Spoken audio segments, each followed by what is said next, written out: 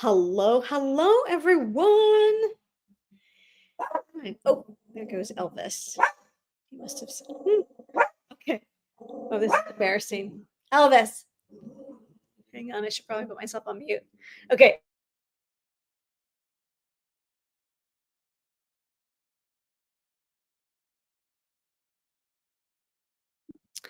Okay. Hello, everyone. Oh, my goodness. This is one of my favorite topics to talk about. So we're going to get started really quickly. Type into the chat if you can. I'd love to know where you are tuning in from and what grade level you are representing. So there you go. It's we're in admissions. I'll let you go ahead and do that, but I know we're in it. This is admission season, obviously, for seniors getting their admission decisions. So things came out today. Things have been coming out and rolling out in the last couple of weeks. So you may know someone who's been through this process through this year and know it's been quite a doozy of a year. So anyway, would love to know where you are tuning in from. If you just type that into the chat, so I can know where you are and what grade level you represent. So, okay. Just getting organized here. So, just so you know, tonight is what I call an informal presentation. I liked the variety. I love to talk about college admissions. I could do it all day, every day, maybe college football too. But basically, we do a sort of an informal presentation just because there's a topic that I like to talk about. So I literally have like notes, here on my like little whitey board. And then we do a formal presentation every other week. So tomorrow, Thursday, at 4 o'clock, we'll do the 4 questions every admission officer asks before deciding who to admit or reject. So, or deny. So that's tomorrow. And then that will repeat next Wednesday, and then we'll do a new topic. Okay. So there's always a formal and informal each and every week, just so you understand. All right. So those of you who are new to this world, this channel, if you've been, I don't know if you found me, I'd love to know where you found me. If you found me on Instagram or YouTube or referred. But just a quick little backstory on me. So you're like, who is this? Why should I listen to you? My name is Dr. Cynthia Colon, and I'm a daughter of an immigrant mother. I grew up and I went to a public school. I had, at the time I had big dreams. So I wanted to go to USC. That was like, my Harvard. Most of the students that I went to school with, most did not go to a four-year college. Very few, a few percentage. Many went to, if they did, they went to the local state schools or, maybe some local UCs, the University of California. But anyway, I ran with a group that we were all aspiring to go to 4 years. So I got admitted to USC because my mom asked for help. She did not know how to help me to get admitted to college. So she had held onto a business card, and we went to go meet Mr. Raul Vargas, who just was kind enough to give us sort of the blueprint of what to do, how to get an application, what to say in the application and the essays. And I'm always thankful to my mom for just like being willing to raise her hand and say, like, I need help. I can't do this by myself.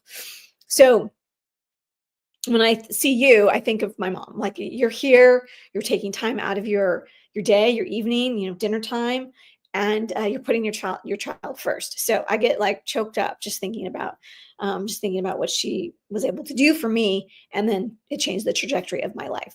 So that's my story uh, as far as when I was a kid. But I was paralyzed, but I got through it. The bigger story is that when I started, I went to Columbia University for graduate school, and I worked at Barnard College, all women's college, one of the sister schools. And then my first job was at Vassar. And when I worked at Vassar College in the admission office, that's when I was like, "Oh, what?" That's when I saw sort of the discrepancy of resources between public and private or elite private schools, private high schools. And so it really kind of made it my mission to sort of start to journal and write. And that's how I came up with my book. I've done a TEDx talk. I've been on a number of local TV stations, and also Chicago and New York, some other places, San Diego. So all that to say is you're in the right place if you are just saying, hey, I need help. I'm a parent and I don't know how to do this on my own. So bravo to you for saying that. So with that, let's get started. Yeah. Okay. Is that good? Uh, ah, Tayo from Atlanta. Oh my God, I love Atlanta. I need to get back there. Agnes Scott, Emory. Spelman, Morehouse, so many good schools. Okay. Now, thank you for sharing, Tyox. So you're a junior. Okay. So there's some of you here. If you just joined, I just said this tonight is one of our informal nights. Um, and my team says, okay, you can talk about whatever you want because you can do what you want, but it's not formal. Okay.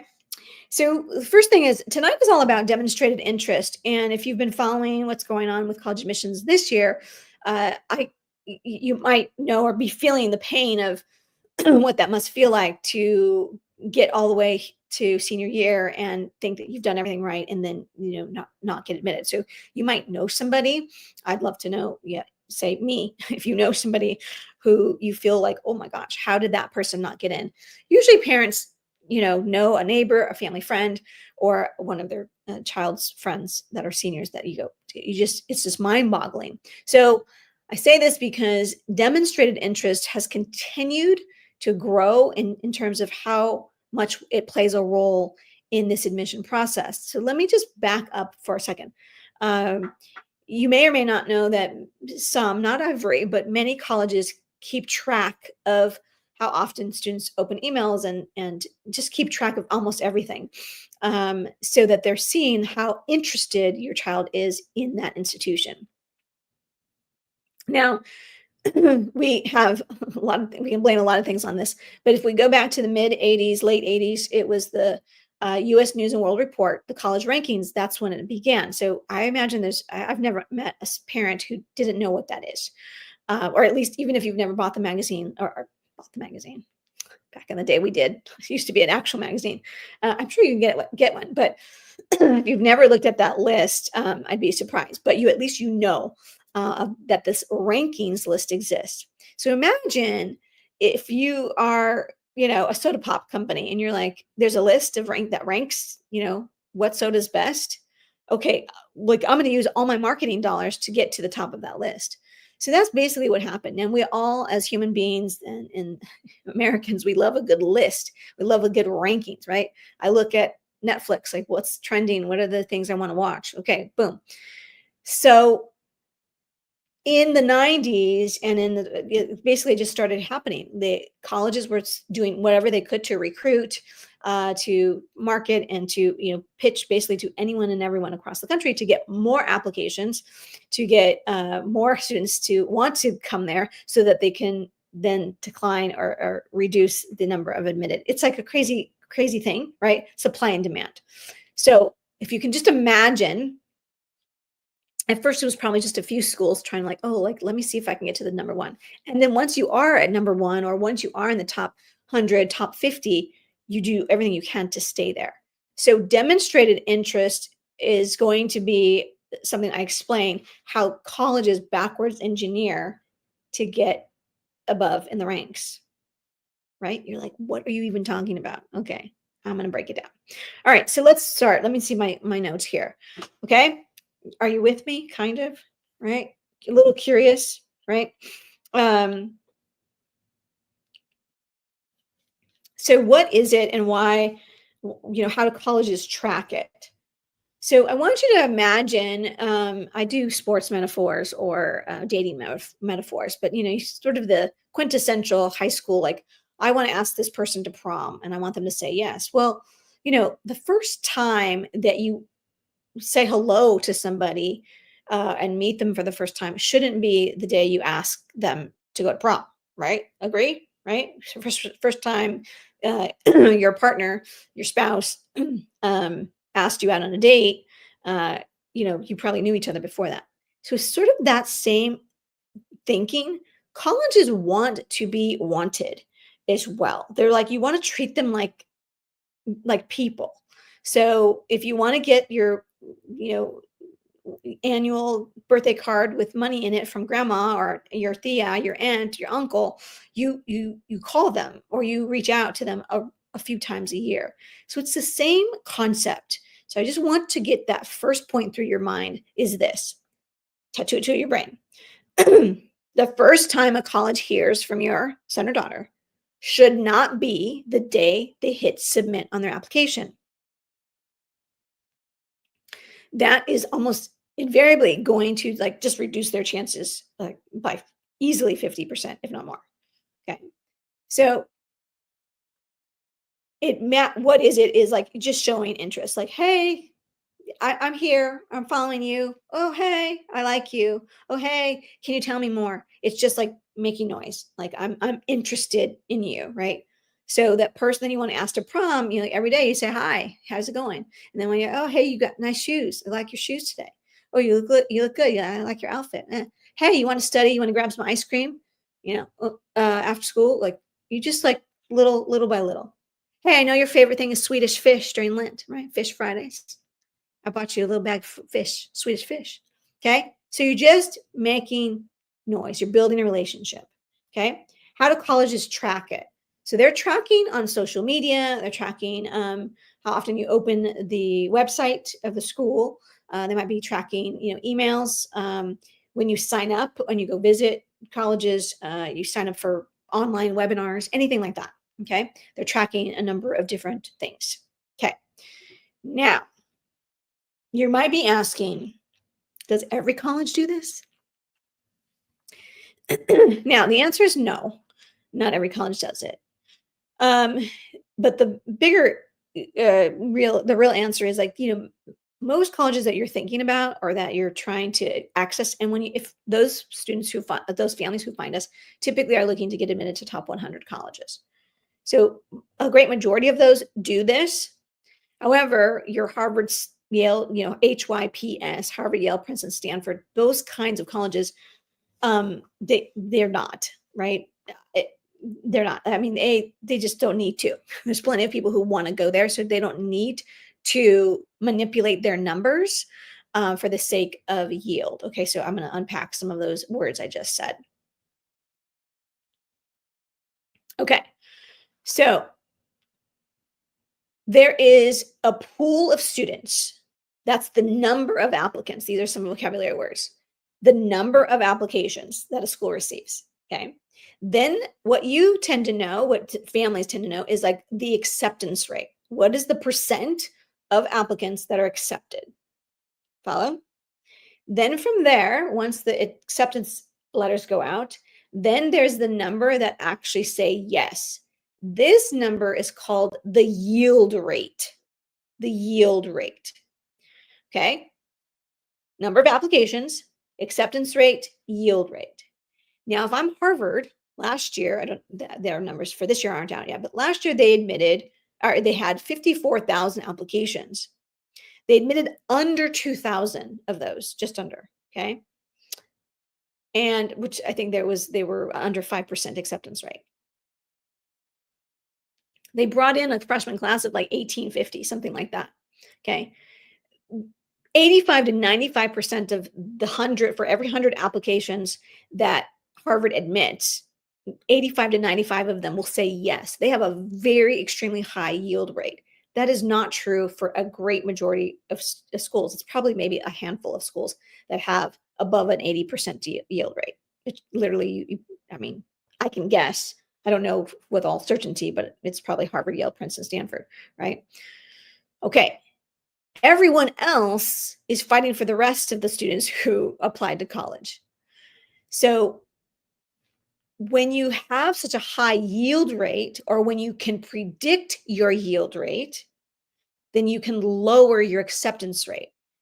Harvard knows they only need to admit about 2,000-ish, less than that, to get a class of 1,850 and 1,900 students. They know that. Okay. Other colleges, over time, they look at their numbers every year and they go, what is our yield rate? Our average yield rate is 20%. Maybe some it's 30%, maybe some it's 40%. You'd be surprised how low the yield rate is, right? Imagine students who get admitted to 10 colleges, they're only going to pick one. So the yield rate for most colleges is quite low. So how do they combat that? Well, through early decision. We're going to just use early decision as in our example. For early decision, for every one applicant I get, let's say there are 10 early decision applications, okay? And I'm going to admit 5 of them. I'm at 50%. But for every one I admit in early decision, that is 100% yield rate. I'm going to get all 5 to say yes. Okay. I go 5 for 5. Now, in regular decision, I didn't use a big enough number, but in regular decision, um, if I have 10 applicants and I admit 5, I might, if I'm lucky, get 2 to say yes.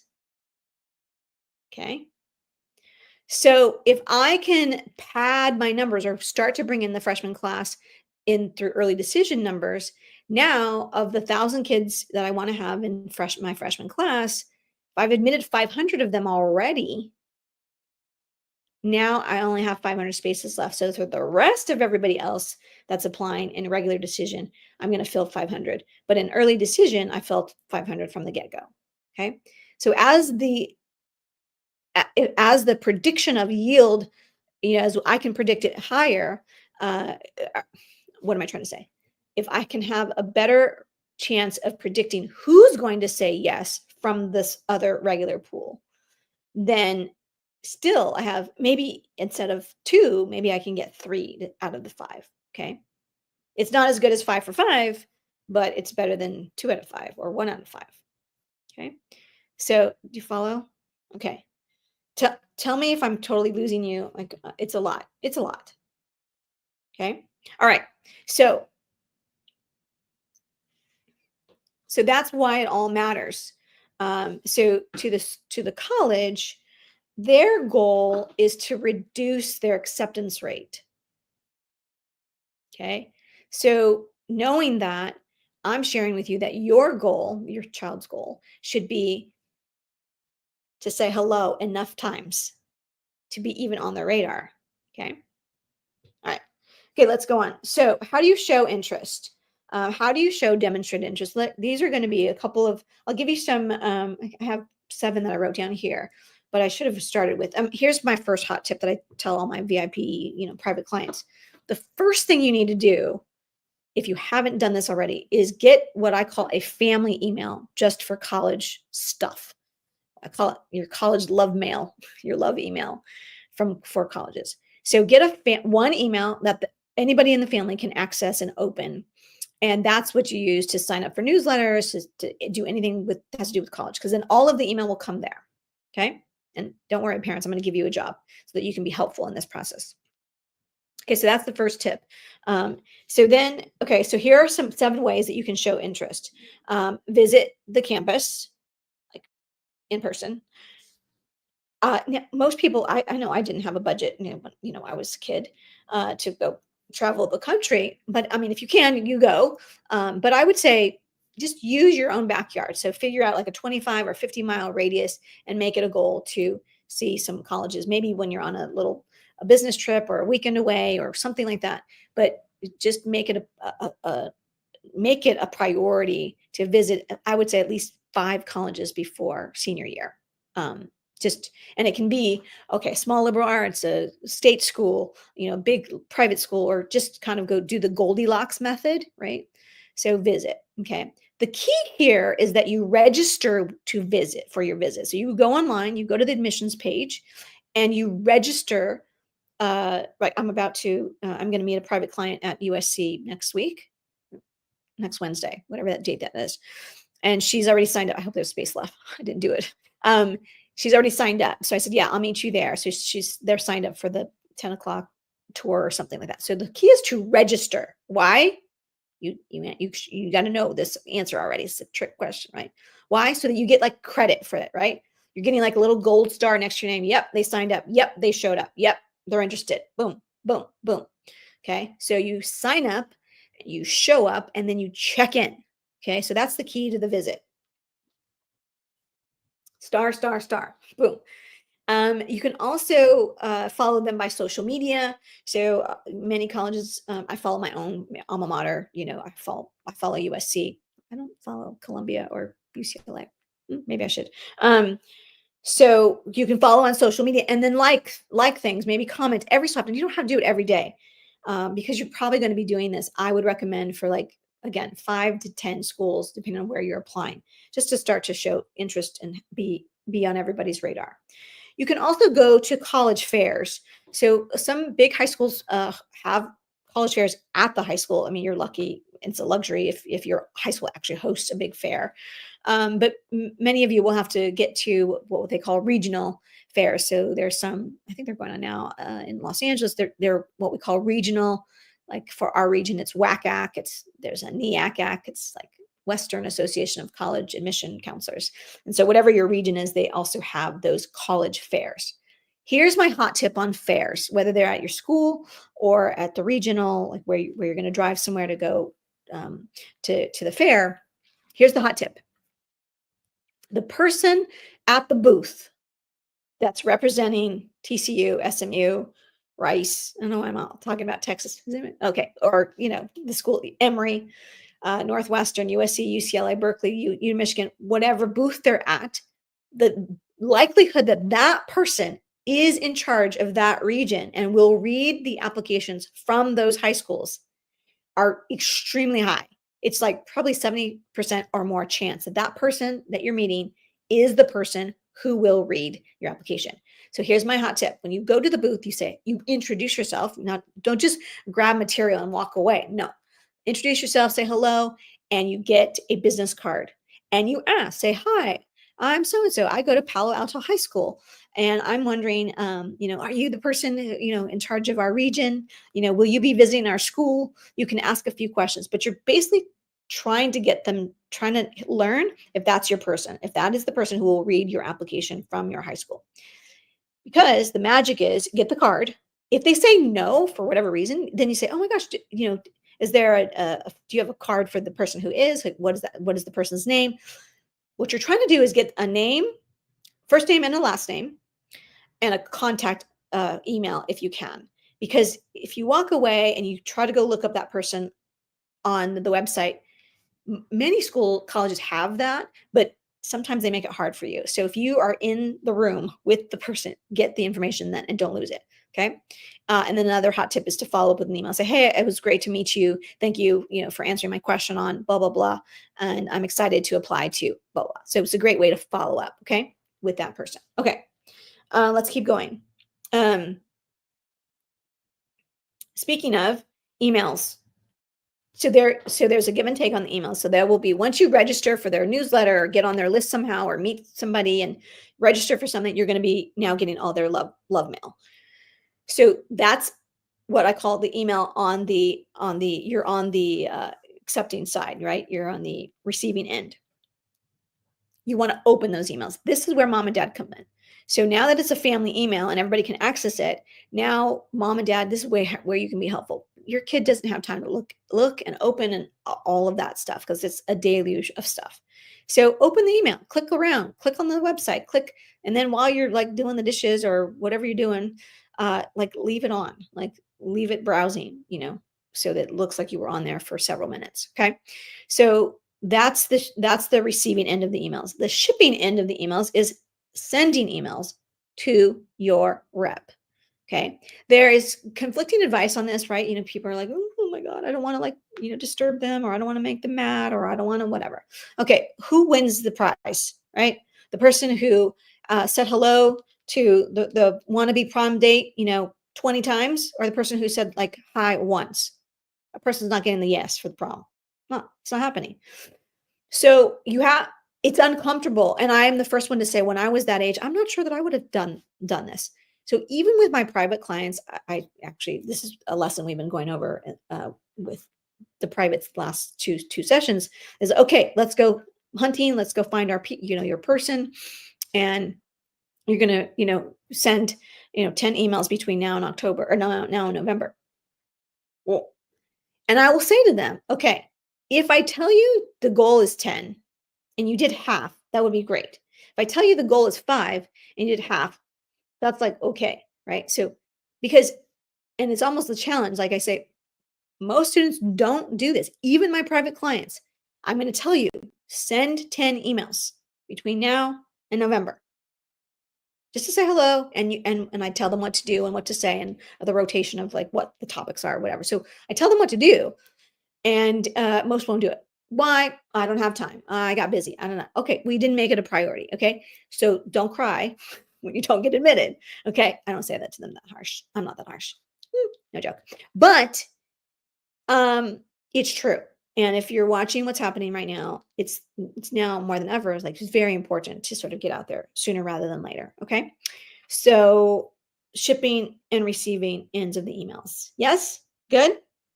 All right. I can't see you. So are you guys with me? This making sense? Type in the chat something. Just give me some feedback. Okay. Right. I know. So much. Okay. Couple more things. Oh, okay. How to show interest. Okay, two more things on my list. You can apply early action or early decision, and that is another way to show, obviously, demonstrate interest. Obviously, the early decision. So let me explain. If you don't know what those terms are, early action and early decision. Okay, there's regular decision and rolling admission.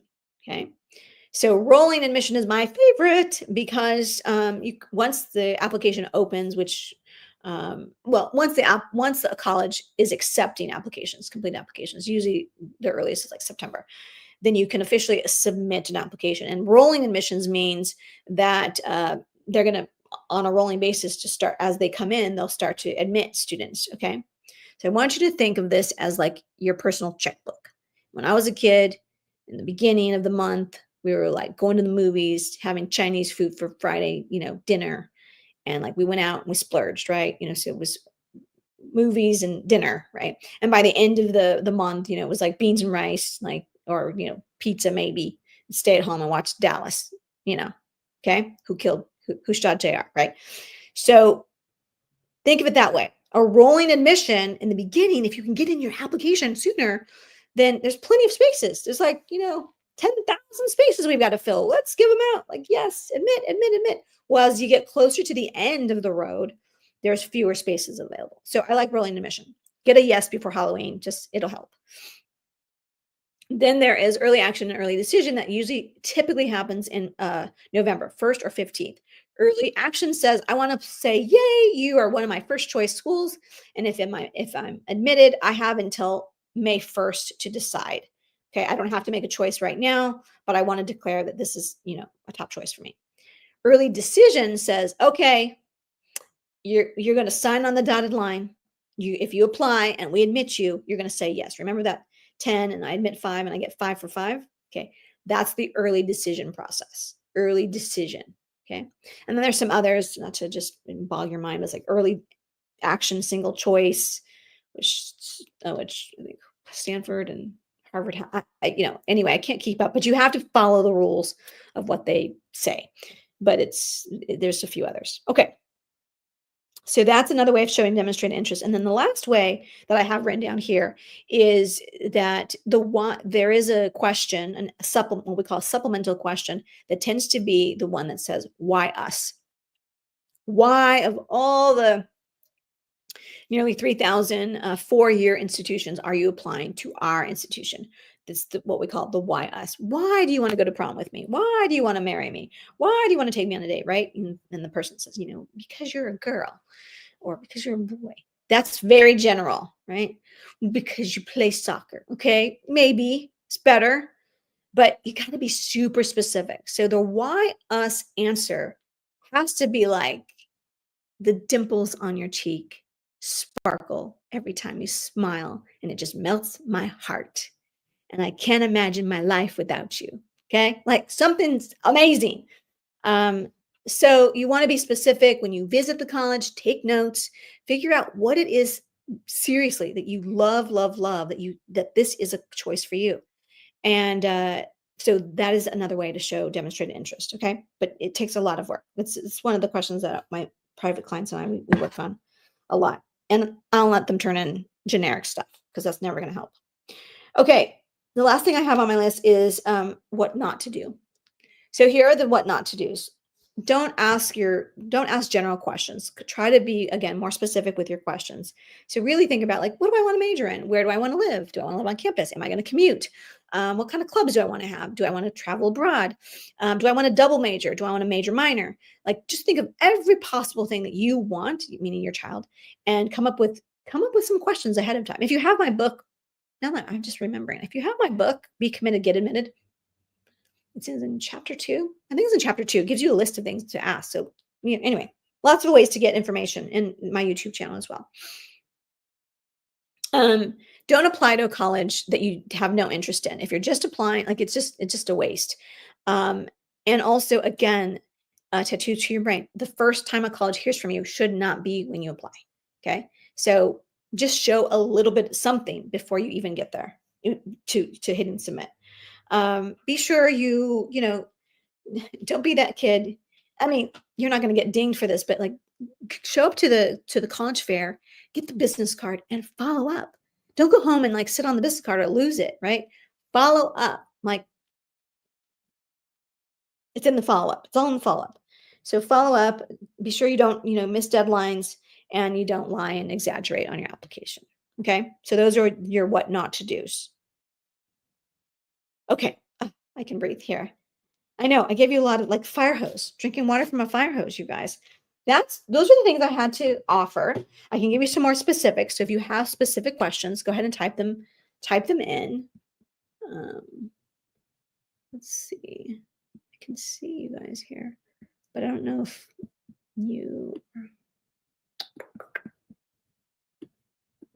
if I flip over here, just trying to see. I'm live in LinkedIn and Facebook and YouTube.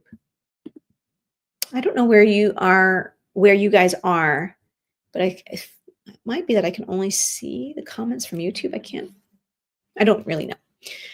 I should know this. Okay, so Tayo, if you have questions, let me know. I'm also going to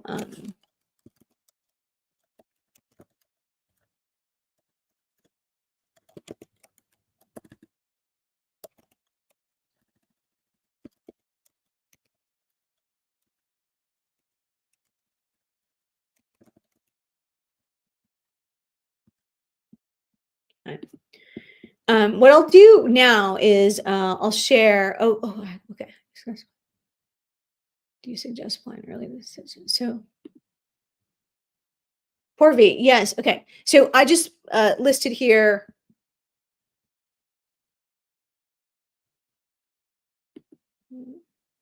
There we go. The link. So if you want to make an appointment and you want a strategy session, I do offer a free 45-minute call for strategy. So you can book that call. But I'm going to answer this question. Thank you for the question.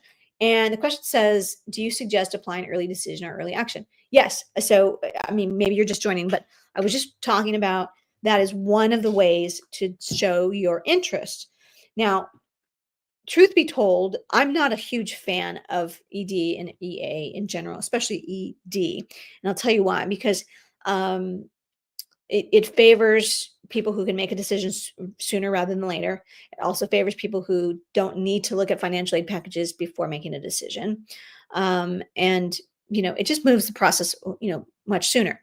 That being said, my job is not to tell you really, my opinion, but to help maximize the choices and chances. So it's highly, researched and proven that it's a much higher chance of getting admitted to colleges when you apply early decision than not. Okay. There's no guarantee, of course. And for me, when I work with private clients, I say, okay, we're going to pick, you're going to pick the college. Like, what are your top 3, 4, top 3 colleges usually. And from that list, we choose the one, or I encourage them to choose the one that they are closest to getting admitted already just by themselves. Like, like they have the right grades and test scores, and they have the right leadership. They have all the things working in their favor, but it's like just out of their reach. So I always say, like, for me, another metaphor I use is like, what do you come to the table with? Like, when in a housing market, okay, you have a budget, you can afford a 2-bedroom house or a 3-bedroom house, My job is to help your child get admitted on that same budget to a 3.5 bedroom house or a 4 bedroom house, even if they only have a 3 bedroom budget. Okay. So, what do you bring to the table? And so, we're looking for a college to apply early action or early decision that's just above their budget. Okay. If you're coming to the table with a 3 bedroom budget and you're trying to get admitted to a 5 bedroom house, probably not going to work. So I'm happy to tell you that it's not going to work, but ultimately it's your decision. So strategic having a strategic application is key, but also having a overall strategy with the college list is key to success. Okay. All right. Mm, Can't post comments to some destinations. Hmm. Okay. Other questions? You guys, you see I'm an open book. Okay. You need to know, right? Inquiring minds want to know. Yes.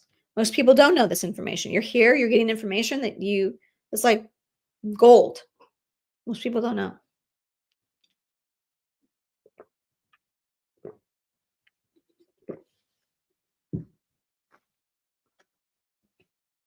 Okay. Mhm. Okay. Is this helpful? Yeah. Okay. Okay. Good. Thank you. I see the thumbs up. Love it.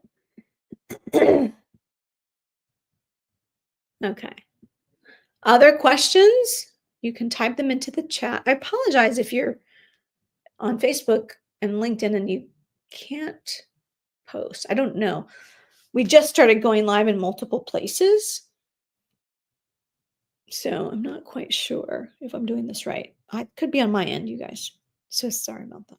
You can email me and let me know. Here, let me type my email in case you need to tell me. It's Cynthia at Dr. Cynthia Cole. Okay. So you can email me. If you're listening to this and you're like, I can't type a comment, I can't type a question, please let me know. You can send me an email. So there you go. Okay. I'm just kind of trying to see. I don't want to cut anyone off. If you have a question, I'm happy to answer. Okay. Well, I'm going to share with you just a little bit, if it's okay. I hope it's okay. I'm going to share with you how we work with students. And if you have any more questions, I'd be happy to ask. But here's the thing. We use we have what's called the IB Success Formula. And what we do is we work, first of all, we work with students in groups and or one-on-one, but we mostly do a lot of a combination of those two things by using the IB Success Formula. So there's three things that we take a look at. And the first thing is we evaluate a student where you are on the leadership hierarchy chart, Dr. Cologne's leadership hierarchy chart. And so what most people do is what we call the passion project. What we call the equivalent of that is like a coolness factor or coolness project. And that's really good, right? It's more than what most people do. So that's going to be about 10%. Those are projects that your child would do with whether anyone paid them or gave them a grade. They just like love doing some kind of cool passion project. Okay, what we call coolness factor. What we're looking for instead is are you doing an impact project or an intellectual project? Why? Because while level 1, 2, 3, the passion project is level 3, that's going to be about 10% of the pool. So don't get me wrong, it's really good. But if you're trying to be in the top 5%, that's an impact project. Okay. So we work with students on figuring out what their impact project could be and or an intellectual project if they're really shooting for Ivy League. So that's step number one. Number two is what most students do because teachers and parents, this was our reality when we applied to college, was that we wrote one essay, one personal statement. And so what most students do or think that they need to spend a great majority of their time pouring themselves into this one personal statement and putting a lot of effort into that. And don't get me wrong, that's not wrong. However, we say there are 4 essays that you need to have on deck. At least a cadre of 4. So who am I? What am I good at? What's something cool about me? And why this major? Why do you need 4 essays? Because I hate to scare you, but the common application is one personal statement plus supplemental essays for each and every college. So for every college your child adds on, it's going to be an additional 2 to 7 essays. I've done the math, I promise you. And if you live in California, you're also going to submit 4 essays just for the UC system. Okay. So just the UC system plus the common application plus, let's call it 3 other applications. If on the low end, that would be 2. So that's 6. That's 11 essays already. If you just did, 3 colleges plus the UCs with 2 supplements each. Okay. So it can get out of control. So your child should not attempt to actually write 11 different essays, or in many of our cases, our campers report that they need somewhere between 18 and 68 essays. No joke. So that is not the strategy at all that we use, right? You need a strategic application, not an application strategy. They're different. So we teach you how to recycle these 4 essays. And if you work with us as an elite or private client, a VIP client, we develop a cadre of about 8 to 10. Okay. So that's the biggest thing. Now, the third component is what I talked about here a little bit, is the list of colleges. It is imperative that everyone in the country doesn't just concentrate on like the 20 that we can all name, but we really take a look at all top 100 colleges. We look at data, the report that colleges put out every year that has specific data we're looking for, where girls can have an advantage, where do boys have an advantage, out of state, in state. It goes on. Early decision, all the stuff. So we take a look at the data to support the list of colleges you apply to. So that's our Ivy success formula. Those are the 3 pillars that we use, or 3 steps that we use. And so if you want to learn more about how to join us and how to work with us, happy to do so. And again, you can hop on and book a call for free. It's a 45-minute strategy call. So if you did nothing else, then you at least learn.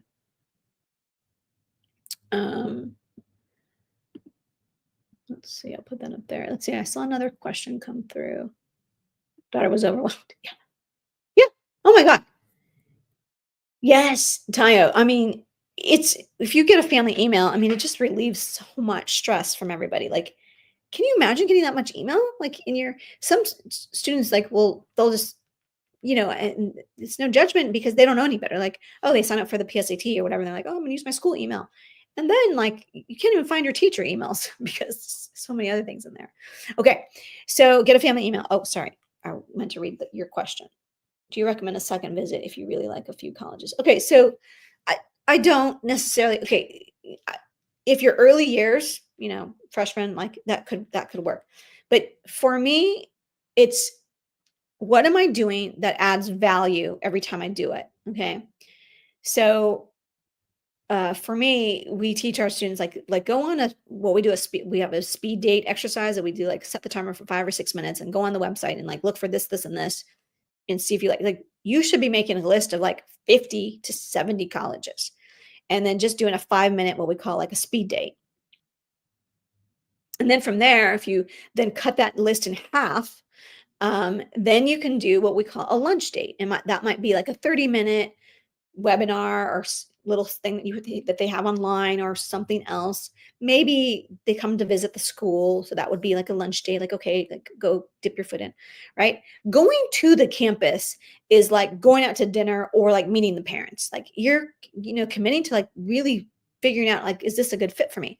So that is the crown jewel of like going through this process. But I also believe you don't have to go to every single, like, you don't use college visits as like like what we would call like a lunch date or a speed date. Like that's a lot of time and effort, and not to mention the expense. So what would be the benefit of going twice to a campus? Going twice to a campus is like going on a dinner date and like meeting the parents, like, or meeting the parents like for Christmas, like serious business. So if yes, this is where I want to go, like this is my first choice, and your kid is going to apply early decision or whatever, that's when you go another time. You make sure to say hello to the rep that's there. You might even, if they offer, I don't know if they still offer, I think they do, like overnight visits, like, roll out the red carpet. They'll roll it out for you, that you roll out for them. So that's the only time I say it's worth going for a second visit, because that's just, again, it's a lot of time. Plenty of things you can do from, the comfort of your home and the convenience of your home. Social media, opening emails, all these other things, emailing directly to the person. Okay? Long answer, but I hope that helps.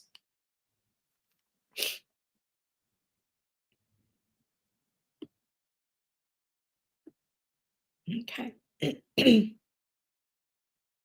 Okay, awesome. All right, I'll kind of linger here in case someone else is going to ask a question in the chat. Or in the chat. I say chat. Is it? It's called chat. YouTube in the comments. So I'll just hang out here for just another minute and see what else I can. Um, let's see. I think next week. I can't remember what topic our informal topic is next week, but those of you, if you're just joining, I mentioned as you were coming on that each week I have one informal presentation and one formal presentation, and they swap what days of the week they are. So this week's informal presentation is today, demonstrated interest, because I just like to talk about different topics. I don't like to do the same topic every single week. So, so we've got this one, demonstrated interest, that we went over, which is why I don't have a presentation or anything formal. I'm going to just give it to you real and raw and candid. And then on the opposite day, we do our formal presentation, which is the 4 questions every admission officer asks before deciding who to admit or deny. So that will be tomorrow at 6:00. So look for emails. You'll see it. You can sign up. I wish I had Stephanie. She was flying on the plane, so she's not here with me right now. So that's how it works. So next week, that presentation, the formal one, will be on Wednesday, and I'll do an informal one on Thursday. So that's the way I keep myself engaged also. Okay. Because I know people like to know these other topics. Okay. All right. Let's see if anyone else has a question. And then if not, I will let you all head to dinner. So, okay. Lovely to meet all of you. And welcome to the family. Welcome to our world. And there are a number of ways that you can get good information on the YouTube channel. It's Dr. Cynthia Colon. Everywhere else is Dr. Cynthia Colon, all one word, for LinkedIn, Instagram, and everywhere. So you can get for YouTube videos. There's one that just had a lot of views in just the last week. So you can look there.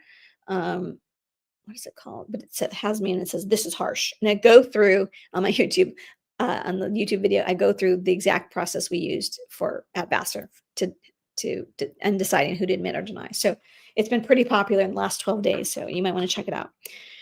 Okay, I saw some things come in. So Lisa Miller, yes. Oh, you're welcome. Hi, Lisa. Hi, Vanius. You are so welcome. Lovely to see. I love this little emoji. Hello. How cute is that? All right, you guys. It's been lovely to be with you tonight. Thanks for hopping in. And wherever you are, go make it a happy and sunny day. Bye for now.